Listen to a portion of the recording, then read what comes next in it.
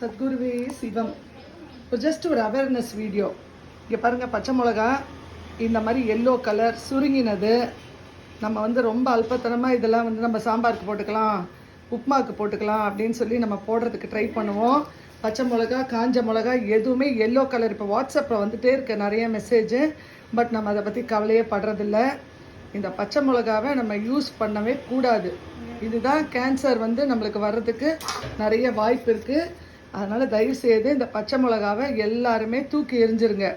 கொஞ்சம் நம்ம அல்பத்தனம் பட்டு இதை யூஸ் பண்ணலாம், இதை சமைக்கலாம் அப்படின்னு சொல்லி சமைக்காதீங்க. தயவுசெய்து அதை நிறுத்துங்க.